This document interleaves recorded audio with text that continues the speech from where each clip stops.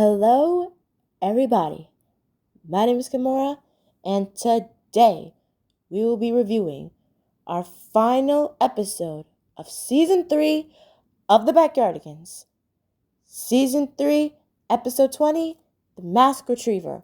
In this episode, Uniqua loves her job as a librarian in Viejo, California. When the evil Don Austin refuses to return a book, she becomes the Mask Retriever and tracks him down.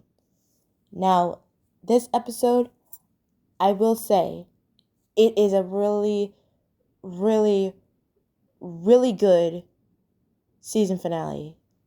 I will say that. The ending is where I feel like it really becomes the finale, but at towards the beginning until the end, it feels like it doesn't really feel like a season finale. But that doesn't mean it's not good. It's still a really good episode. And my girl Uniqua shines. She shines in this episode. She shines like a diamond. She really does. Even though Tasha doesn't have a main role, it's okay. Because we still have all 5 characters in this episode. Let's go. And we have Tyrone and Pablo as the guards. I love them. They kind of give off Tweedledee and Tweedledum energy just a little bit. And Austin as our villain.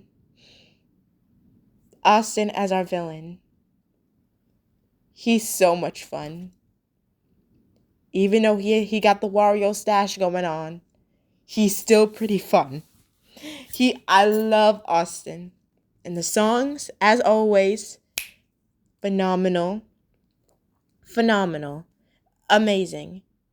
And I will say, as a kid, the book concept when I was younger, when I got a little bit older, it did kind of bore me, but secretly deep down it didn't bore me.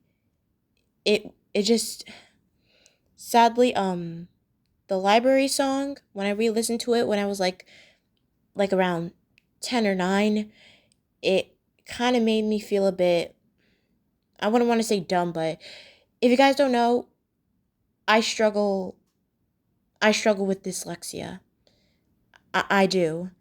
And when I was a bit older, I felt like, the library is a place where only people who are interested in books and kids who know how to read can go. It's not that I could still somewhat read, it's just that I could never read without somebody asking me to. And that was a struggle. And I still somewhat struggle with that problem. So, even though this episode did, in a way, kind of bring up a disability I have, that doesn't stop me from still liking it. And I love Unique's split personality in this episode. And I'm gonna post up a poll. Who did the personality secret personality trio better? Super Snap or the Max Retriever? I'm gonna put up a poll and see. I want y'all to vote. Who did the quick change better in this season? Who did it better? Okay? Who did it better? I'm gonna post up a poll and see. But anyway, Austin doesn't want to return the book, and the reason he gives off is pretty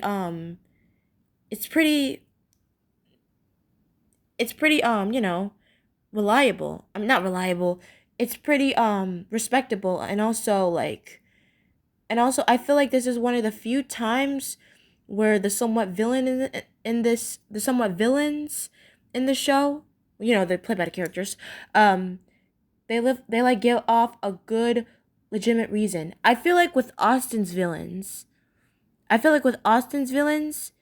he gives off whenever the character asks, why you like such and such, why you like this, Austin tends to give his villains super reasonable excuses. Like coming down another episode down the line, he played a villain of somebody who destroyed colorful things, not because he hated them, because a certain colorful thing made him sneeze. But we'll talk about that in season 4, next season. But yeah. And Uniqua, when I say my girl was determined, that is an understatement. Because my girl said, and I quote, in this tone, I'm going to get that book back. And I'm telling you, even if it meant my girl going all the way to Mexico, she was not going to let Don Austin off her tail. She was chasing him like a wild dog. He had a horse. He had 2 horses, but even though Uniqua had one, also Tornado is a cute little name, adorable. Adorable horse, adorable. Like Black, Uniqua, like it's crazy. We see Uniqua and Black 2 times this season, and she manages to pull Black off. Mainly because I have a little bit of an obsession with pink and black. I don't know, but that's just me. But anyway, Uniqua, she was so determined. She was not gonna let Don Austin off her tail. Okay? To the point where she got off her horse and stopped Don Austin's horses. Like nothing was stopping her. And even when Don Austin thought he was a goner, he ran over to that tower. And she said, I demand you give me that book back. And he said, never. And and Tyrone and Pablo, they're so funny. Even when Uniqua checked the both of them, like, I love that. She's a librarian, and librarians use a special stamp to know if a book is overdue or is turned in on the right time. Like, that is a perfect way you know that she's coming. Like Tyrone with the door and the entrance of Don Austin's palace. Like, that is so clever. She's like the Batman of this episode. She's like the Batman. You cannot escape him. You cannot escape Batman no matter what you do. He's always watching you in plain sight. Just like my girl in this episode. Period. And even... when Uniqua checked Pablo and Tyrone, they were screaming like, ah! The mask retriever! So funny.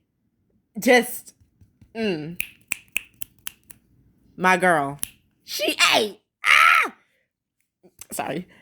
And when Uniqua finally had him cornered, he kept on saying, give me that book back. Give me that book back. And that's when he finally gave out the reason why he didn't want to give the book back. He didn't finish it. And honestly, see what I mean? When it comes to Austin and his villains, I wouldn't say the rest of the characters, whenever their villains get explained, I wouldn't say that they give off like excuses like, oh please, that's a lame excuse. That's a lame excuse to get yourself off the hook. No, what I mean is that when it comes to Austin, he gives his villain characters justifiable reasons on why they're like that. Even though it's not really like a backstory, it kind of is. He gives them good reasons because he had them finish. The book he was reading was 20 pages long, and he was only on page 10. And that's when Uniqua taught Austin and even me something. You can renew the book. If you want more time to read it, you can renew it. And that's something I didn't know. I thought even if you didn't finish the book, you still have to give it back. But no, you can renew it. And that's exactly what Don Austin did. And when he finally made it back to the library, he asked in a sweet tone, I didn't finish the book yet, but I still want to read it. So can I renew it? And I like Unique's face for a second. The face she makes before she said, of course you can. He was like, you really want to renew this book back, don't you? After you just try to steal it.